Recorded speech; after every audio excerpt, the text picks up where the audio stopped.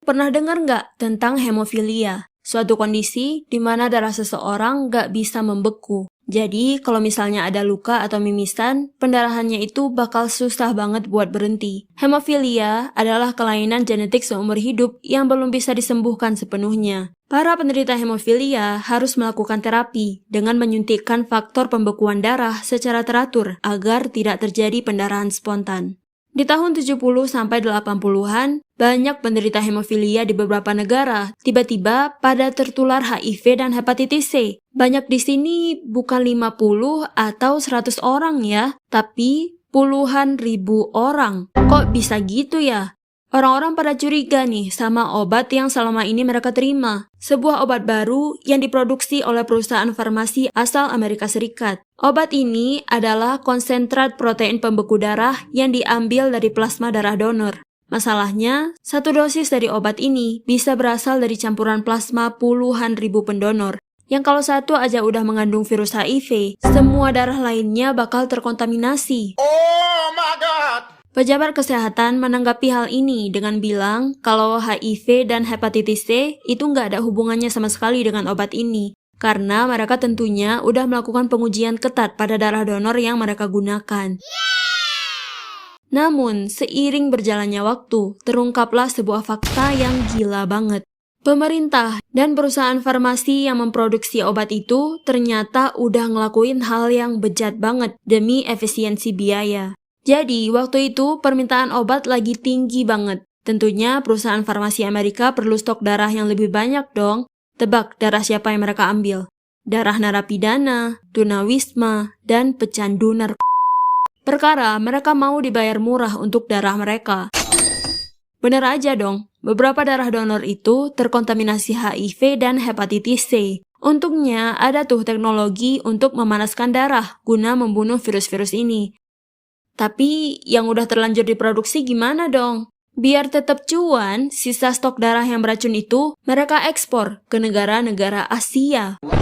Saat itu, otoritas Prancis menemukan bahwa stok darah mereka juga sudah terkontaminasi virus HIV dan hepatitis C. Ilmuwan Amerika udah memperingatkan kalau darah-darah itu harus dipanaskan. Tapi karena proses itu tuh mahal dan makan banyak waktu, sebagian besar darah yang mereka pakai enggak melalui proses ini. Kemudian, banyak negara seperti Inggris, Kanada, dan Jepang ngimpor produk ini. Akibatnya, puluhan ribu orang terinfeksi dan ribuan diantaranya meninggal dunia.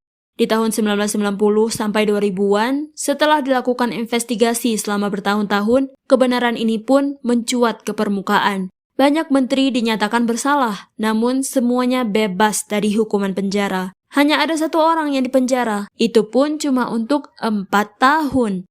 Puluhan ribu pound sterling diberikan sebagai kompensasi kepada para korban. Tapi banyak orang di seluruh dunia belum mendapatkan kompensasi apapun sampai saat ini. Ini tuh gila banget. Bayangin loh, orang udah semenderita itu sama penyakit hemofilia, datang si ini malah nambahin penyakit HIV sama hepatitis C. Bisa-bisanya ya instansi kesehatan resmi ngelakuin hal sejahat itu.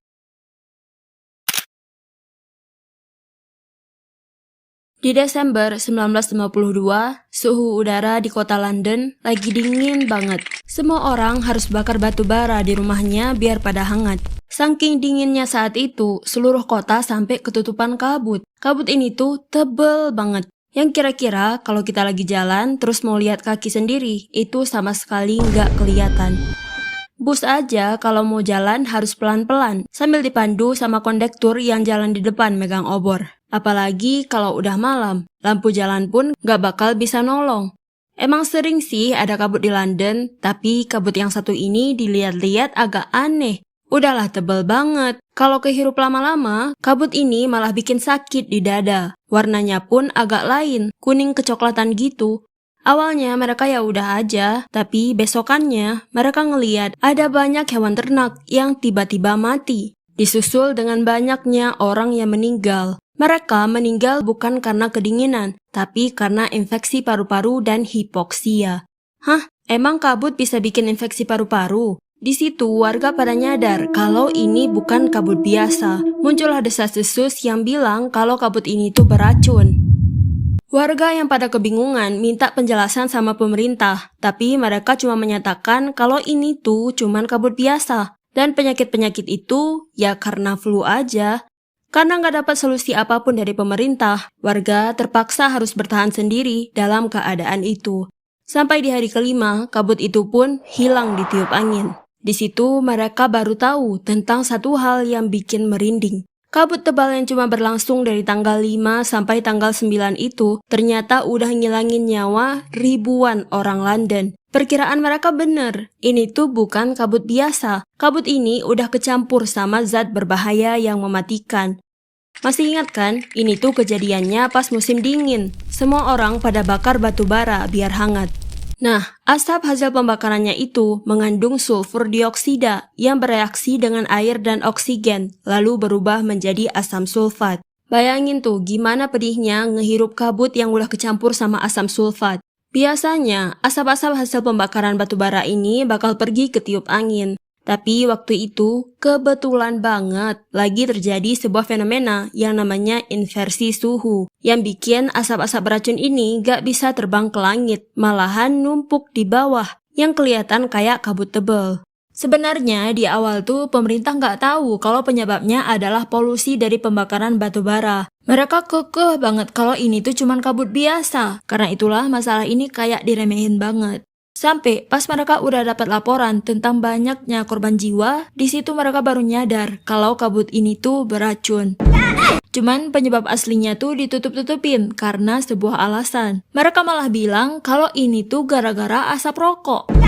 Jadi ceritanya, setelah Perang Dunia Kedua, ekonomi Inggris lagi hancur. Ditambah lagi dengan hutang perang yang banyak. Karena itu mereka perlu banyak uang. Batu bara berkualitas tinggi yang mereka produksi diekspor untuk memaksimalkan pendapatan. Sedangkan rakyatnya sendiri cuma dapat batu bara berkualitas rendah yang asapnya itu berwarna hitam pekat dan beracun. Tapi gak pernah dikasih tahu ke rakyat karena mereka takut industri batu baranya bakal hancur. Walaupun kabutnya udah menghilang, korban jiwanya masih bertambah. Pemerintah pun dapat tekanan dari publik dan media. Apalagi rahasia mereka perlahan udah mulai kebuka. Akhirnya, di tahun 1956, muncullah Undang-Undang Clean Air Act yang membatasi penggunaan batu bara di perapian rumah dan pabrik.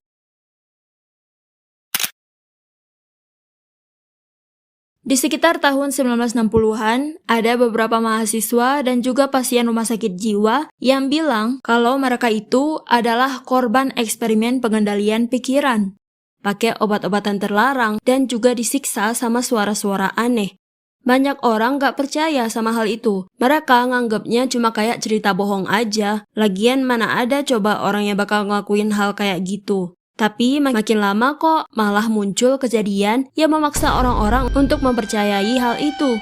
Beberapa orang sempat menghilang untuk beberapa hari. Kemudian kembali dengan keadaan linglung. Sampai di tahap mereka gak tahu siapa diri mereka sendiri.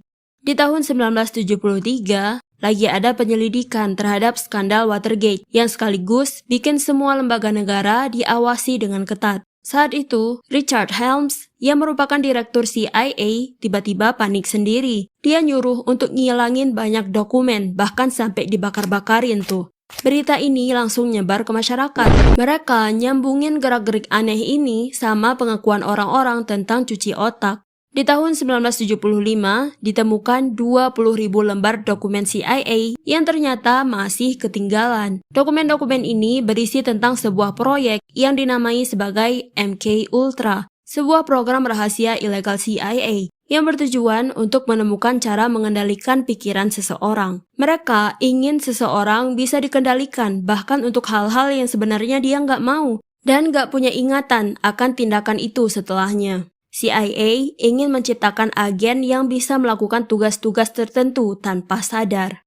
Untuk mencapai keinginannya itu, CIA melakukan eksperimen dengan cara-cara yang gak manusiawi. Subjek diberikan obat-obatan terlarang, diberikan berbagai macam terapi listrik yang nyiksa banget. Mereka juga ngurung subjek di sebuah ruangan khusus, sambil dipaksa untuk dengerin suara-suara yang sama berulang kali, sampai berjam-jam. Dan ini semua kebanyakan dilakukan tanpa izin dari subjek. Yang mana subjeknya ini ya para warga sipil yang sama sekali nggak tahu apa yang sebenarnya sedang mereka alami. Di tahun 1977, barulah metode bejat mereka ini terungkap ke publik. Karena semua bukti pun sudah ada jelas di depan mata, mereka nggak bisa ngelak lagi. Mereka pun mengakui proyek MK Ultra ini secara resmi. Parahnya lagi, mereka udah pada ketahuan gitu, malah nggak minta maaf. Bener-bener nggak ada respon apa-apa loh. Sampai korban-korbannya ini sendiri yang harus pada nuntut, yang akhirnya baru mereka mau bayar kompensasi. Tapi ya, mau gimana pun juga, perbuatan mereka ini nggak bisa dimaafkan. Apalagi ada banyak korban yang otaknya itu udah rusak permanen, dan nggak bisa untuk balik jadi normal lagi. Kira-kira hal apa ya yang mereka sembunyikan di dokumen-dokumen yang udah dimusnahin? Ada sebuah pulau yang berada di New York, namanya Pulau Plum. Selama puluhan tahun, warga sekitar dilarang untuk mendekat ke pulau ini karena sebuah alasan. Pulau Plum bukan pulau kosong. Di sini, pemerintah membangun sebuah fasilitas untuk meneliti penyakit-penyakit yang menyerang hewan ternak, seperti penyakit mulut dan kuku. Juga mengembangkan vaksin untuk mengatasinya. Tempat ini emang kedengarannya agak bahaya ya untuk dikunjungin sembarang orang, karena virus dan bakteri yang sedang mereka teliti itu bisa aja nular ke manusia. Iya sih bahaya, tapi penjagaan pulau ini dianggap terlalu ketat. Bayangin ya, ada penjaga bersenjata yang berpatroli 24 jam. Padahal ini kan cuma tempat penelitian, kenapa harus dijagain segitunya? Terus ya, pekerja dan peneliti yang bekerja di sana diantar bolak-balik ke pulau secara diam-diam. Menggunakan kapal khusus juga lengkap dengan penjagaan bersenjata. Aneh banget kan? Warga pada curiga kalau penelitian yang sedang mereka lakukan itu lebih dari sekedar meneliti tentang penyakit. Kecurigaan ini semakin bertambah ketika suatu hari mereka menemukan hewan dengan bentuk aneh terdampar di pantai yang dekat sama lokasi Pulau Plum. Mereka menyebut hewan ini sebagai Montauk Monster. Masyarakat menduga bahwa hewan itu adalah spesimen eksperimen bermutasi yang melarikan diri dari pulau itu. Di tahun 1970-an, ada wabah penyakit misterius yang terjadi di Connecticut, sebuah kota yang letaknya nggak jauh sama pulau ini. Yang nggak diketahui kapan dan bagaimana wabah ini bisa sampai ke kota itu.